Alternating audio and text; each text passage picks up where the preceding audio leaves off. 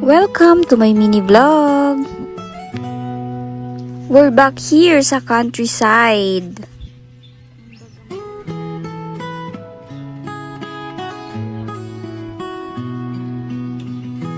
Malapit nang mamunga ang mga tanim ni Mami na cauliflower. Nakakatuwa lang dahil kahit papano may aanihin kami ngayong taon. Pati ang mga tanim ng tita na sitaw namumulaklak na rin.